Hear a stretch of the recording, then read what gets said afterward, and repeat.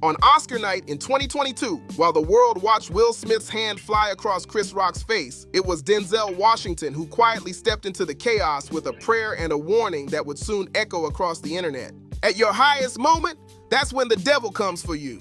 The world saw him as the calm elder statesman, the moral compass, the man who always had it together. What most people didn't know was that for nearly 15 years, Denzel Washington had been fighting a private war with addiction, disappointment, and the unbearable pressure of carrying perfection. 2 bottles of wine a day, delivered to his house on Sunset Boulevard, every single day. And that battle didn't begin in Hollywood. It started decades earlier in a barbershop and a storefront church in Mount Vernon, New York. Denzel Hayes Washington Jr. was born on December 28, 1954, the son of 2 powerful forces. His mother, Lennis, who ran a beauty salon, and his father, Denzel Sr., a Pentecostal preacher. By day, young Denzel listened to men tell their life stories from a barber's chair. By night, he watched his father command souls from the pulpit with fire and brimstone sermons. 2 worlds, 2 energies, hair clippers buzzing on one end, hellfire sermons on the other. And right in the middle stood a boy absorbing everything. But when his parents' marriage collapsed in the late 1960s, that balance shattered. The anger crept in, so did the streets, racing with boys who would later end up in prison cells or graves. Denzel later described it simply,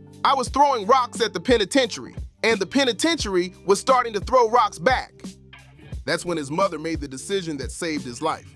At 14 years old, without debate or warning, she sent him away to a strict private boarding school upstate. No negotiations, no excuses, just survival. Years later, Denzel would call that moment divine intervention, the moment the streets lost their claim on him. From there, he eventually landed at Fordham University, struggling through journalism at first before discovering the one place his rage, discipline, barbershop instincts, and church training all merged into something powerful: acting. His very first role was the lead in The Emperor Jones, a commanding performance that stunned his professors. For the first time, Denzel wasn't fighting the world anymore. He was channeling it. After graduation, he trained at the American Conservatory Theater in San Francisco before returning to New York to chase roles that barely paid rent. His first screen appearance came in the TV movie Wilma, where he met Pauletta Pearson, the woman who would soon become his wife and lifelong anchor. Then in 1982, everything shifted. NBC cast him as Dr. Philip Chandler on St. Elsewhere. For 6 seasons, Denzel became one of the only black actors to appear consistently on a major medical drama. Stability, visibility, momentum. But real cinematic fire arrived in 1987 with Cry Freedom, where he portrayed South African activist Steve Biko, earning his first Oscar nomination. 2 years later came Glory. During the brutal whipping scene, Denzel later revealed that he prayed to his ancestors just to survive the performance. And in 1990, as he lifted his first Oscar into the air, he wasn't just accepting a trophy, he was breaking a ceiling. And now came the burden nobody warns you about: being the one. In 1992, Spike Lee handed him the heaviest responsibility of his career, Malcolm X. Not just playing a man, but embodying a living legacy. Months of study, speeches memorized, posture reworked, soul reshaped. When the film premiered, the cultural impact was massive. Another Oscar nomination followed, another year of expectation. And then came 1999. Denzel walked into the Oscars confident. He had given the performance of his life in The Hurricane. He expected to win. Instead, the statue went to Kevin Spacey. And that's where the cracks widened.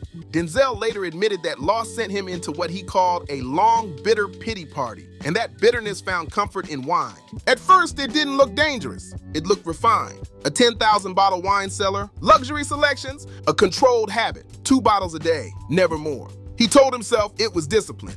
But discipline had quietly become dependence. The world still saw the unstoppable leading man, but inside something had shifted, and that shift would change everything. By the late 1980s, Denzel Washington was no longer a promising newcomer. He was becoming unavoidable. After St. Elsewhere gave him 6 years of national visibility, directors started seeing him not just as a television actor, but as a dramatic force capable of anchoring real cinema. That shift became permanent in 1987 with Cry Freedom, where Denzel portrayed South African activist Steve Biko. The role demanded more than performance. It demanded moral weight.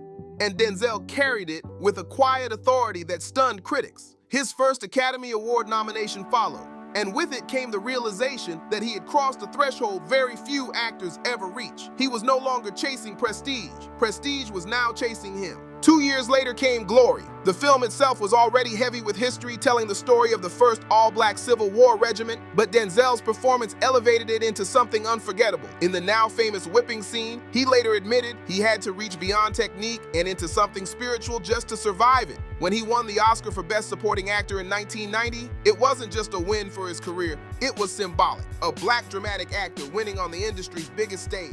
A door many thought permanently sealed had cracked open.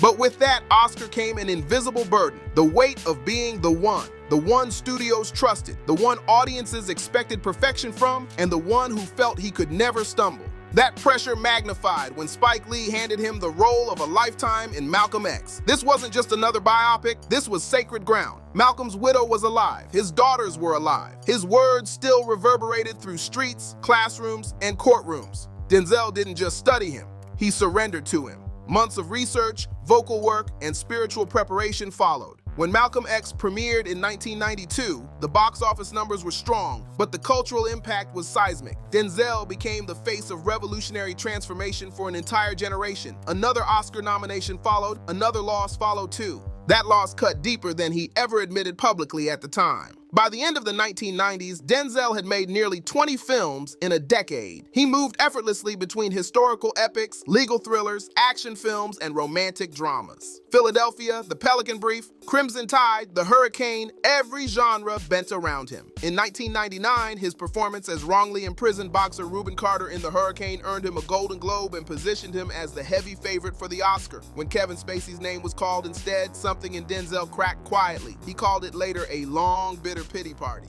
And that's where the wine started to matter more than celebration ever had. At first, it didn't look like addiction. It looked like refinement. Denzel and Pauletta built a home with a 10,000 bottle wine cellar, a monument to success, taste, and reward. The ritual became predictable. 2 bottles per day, always 2. He convinced himself it was control. If he ordered more, he'd drink more. So 2 became the boundary. He never drank on set. He showed up prepared. The discipline remained intact. And from the outside, the image was flawless. Inside, the calendar in his mind was counting down toward those 2 bottles every day.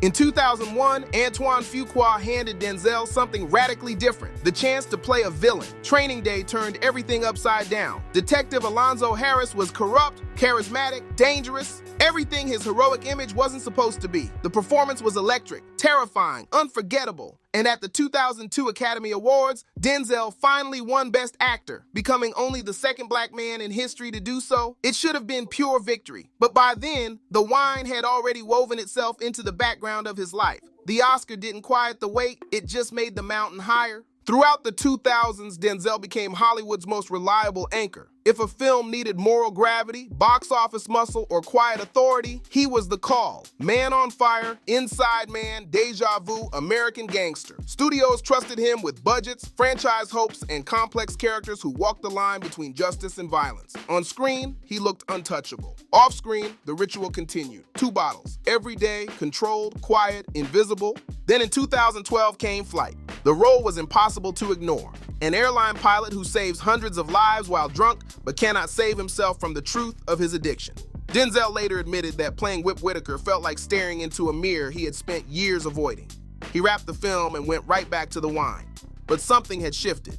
The mirror had cracked open a future he didn't want to live into. And quietly, without press conferences, rehab headlines, or public breakdowns, the countdown began. By December 2014, right around his 60th birthday, Denzel Washington stopped drinking. No spectacle, no announcement, just a decision rooted in survival. For the first time in 15 years, there were no bottles coming from Sunset Boulevard. No ritual at the end of the day, just silence, and the body beginning to rebalance after years of invisible damage. And in that silence, a different version of Denzel Washington began to rise. By the time the 2000s arrived, Denzel Washington had already conquered what most actors only dream of: critical respect, box office power, and cultural legitimacy. But behind the calm confidence audiences saw on screen, a quiet storm was building in his private life. The public saw a man in complete control. The cameras saw the hero. The headlines saw the legend. What they didn't see was the exhaustion of carrying greatness without ever being allowed to be weak.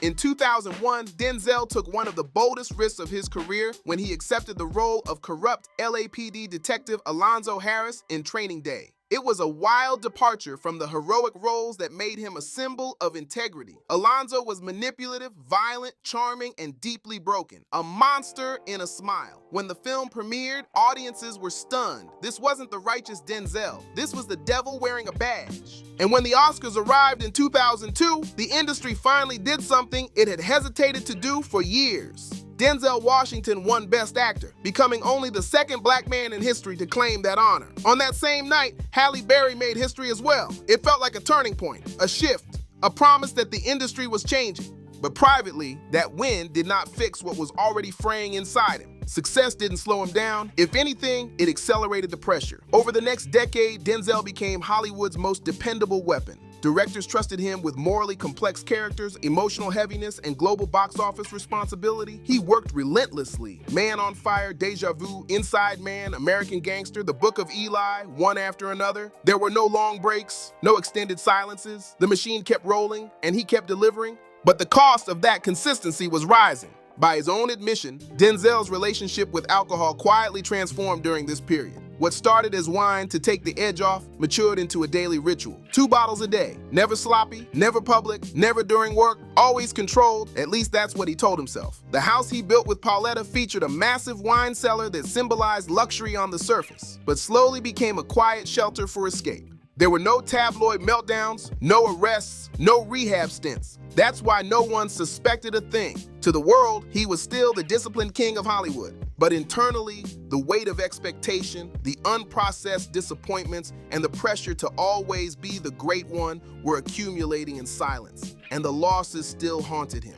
The Oscar that slipped through his hands for The Hurricane remained a wound. He admitted later that he spiraled emotionally afterward, not publicly, but privately, with bitterness, with isolation, with wine.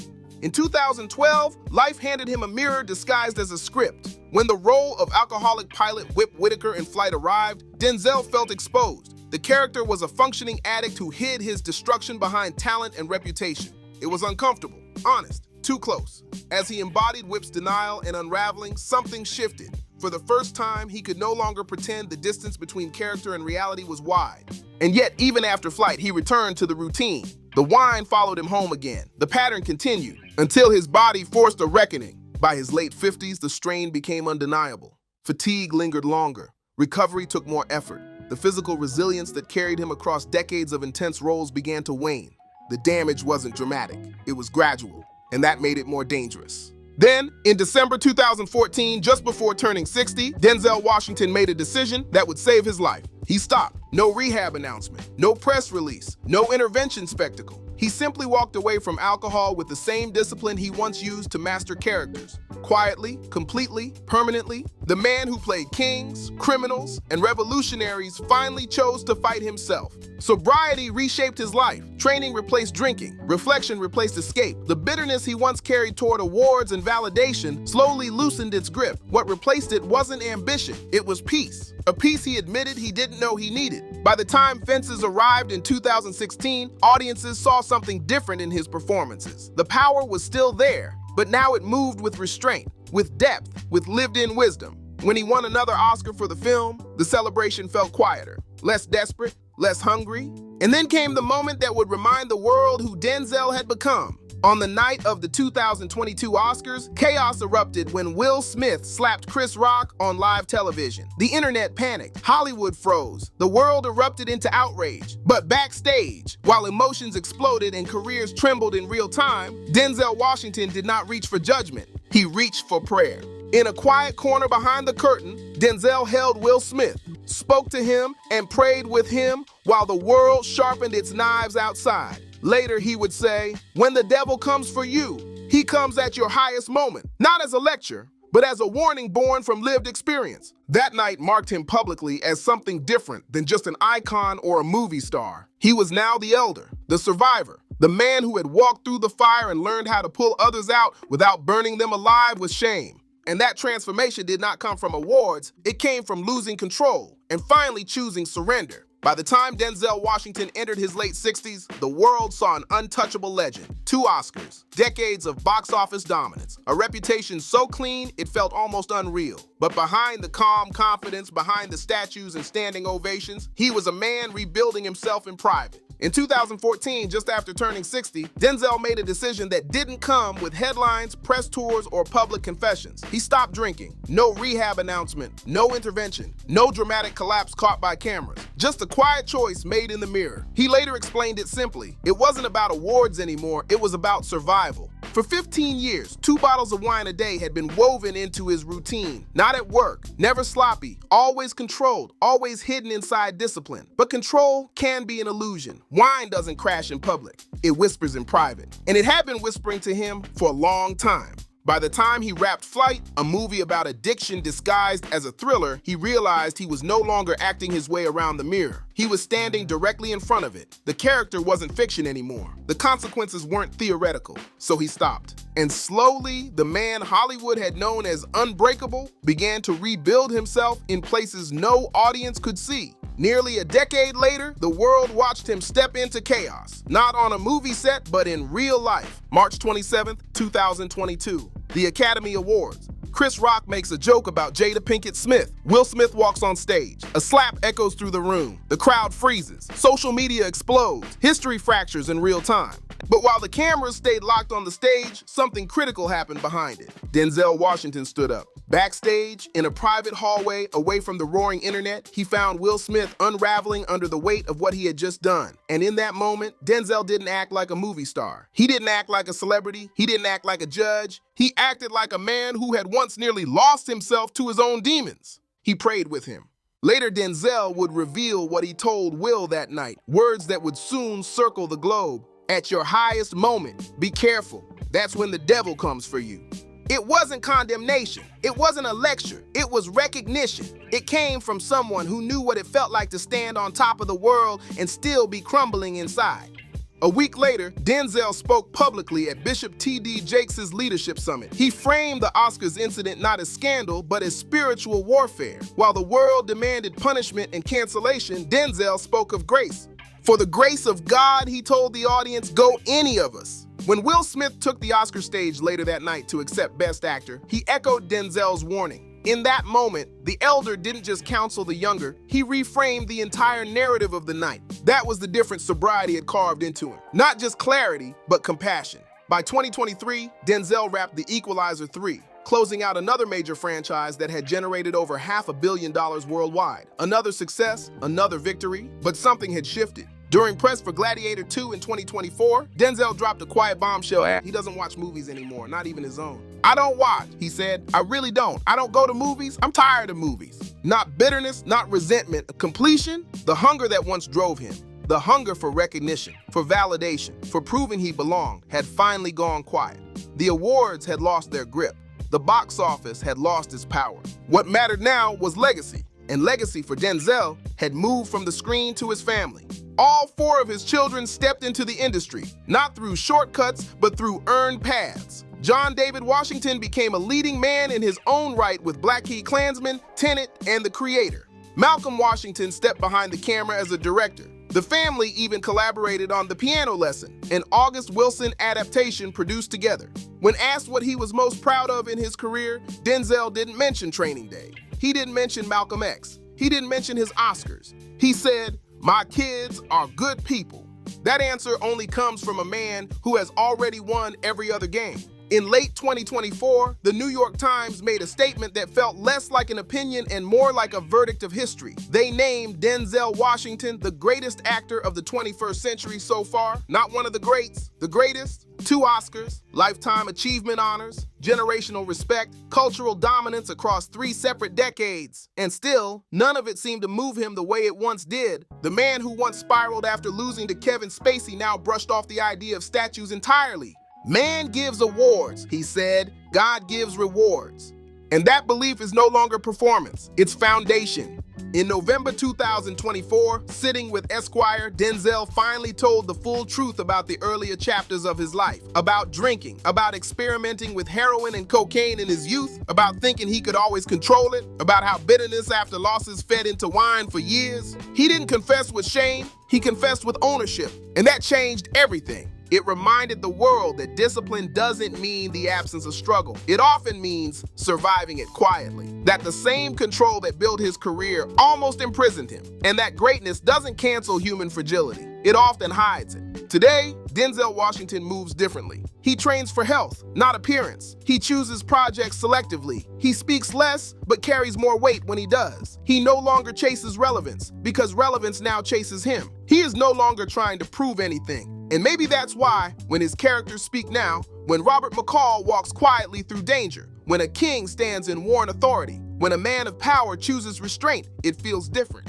It feels lived, because the hardest role he ever played wasn't Malcolm X, it wasn't Alonzo Harris, it wasn't even the broken pilot in flight. It was the man who had to stand in his own reflection at 60 years old and admit he couldn't drink like that anymore, or survive. And he chose survival, not with noise, not with applause, with discipline and with faith, with quiet strength. Denzel Washington didn't just show the world how to be great. He showed what it costs to stay whole when the world only sees the shine. Denzel Washington's story isn't just about awards, box office numbers, or legendary performances. It's about survival in silence. It's about discipline that hid struggle, faith that outlasted fame, and a man who learned that winning on screen doesn't always mean you're winning within. Behind the calm voice, the steady gaze, and the unshakable presence was a battle few ever saw, and even fewer could have survived. Today, Denzel isn't chasing statues, headlines, or approval. He's chasing peace. He's choosing purpose over pressure, family over flash, and faith over fear.